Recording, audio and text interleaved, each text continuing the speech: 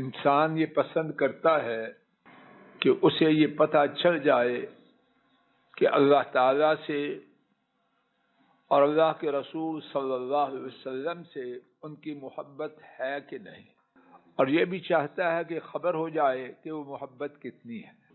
ہمارے نبی کریم صلی اللہ علیہ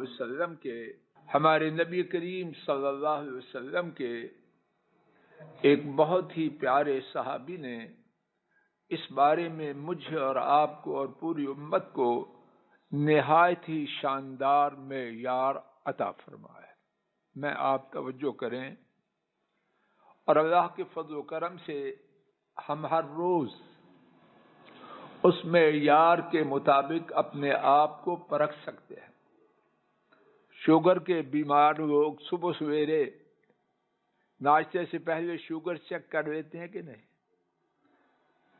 اللہ کے یہ میں آپ توجہ کریں کہ یہ آسان نسخہ اللہ اور اس کے رسول کی محبت ہے کہ نہیں اس کو جانچنے کے لیے موجود ہے۔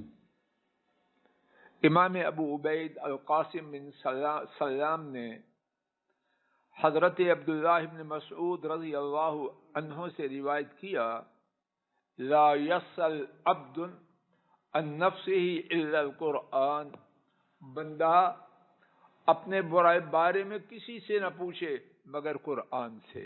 بندہ اپنے بارے میں کسی سے نہ پوچھے، کس سے؟ مگر بولو نا، قرآن سے۔ فَإِن كَانَ يُحِبُّ الْقُرْآنَ فَهُوَ يُحِبُّ اللَّهَ وَرَسُولَهُ صلی اللہ علیہ وسلم، اگر وہ قرآن سے محبت کرتا ہے تو وہ اللہ اور ان کے رسول صلی اللہ علیہ وسلم سے محبت کرتا۔ اور اس کا معنی یہ بھی ہے کہ نہیں، اگر وہ قرآن سے محبت نہیں کرتا تو پھر اللہ اور اس کے رسول صلی اللہ علیہ وسلم کی محبت کدھر ہے؟ اپنے آپ کو پرکھنا اس معیار پہ آسان ہے، یہ مشکل۔ فجر کی نماز 4:55 پہ میں آپ نے کتنا وقت قرآن پاک کے ساتھ گزارا ہے؟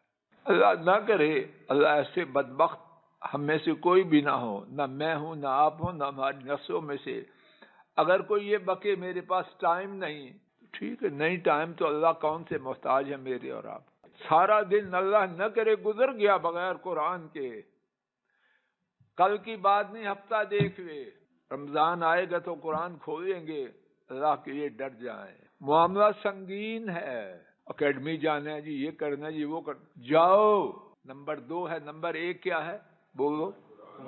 اللہ پاک مجھے آپ کو قرآن والا بنائے، اور مجھے آپ کو اور ہماری نسلوں کو قرآن والا بننے کے ساتھ اپنے آپ سے، اپنے سے اور اپنے رسول کریم صلی اللہ علیہ وسلم سے محبت کرنے والا بنائے۔ وآخر دعوانا ان الحمد للہ رب العالمین۔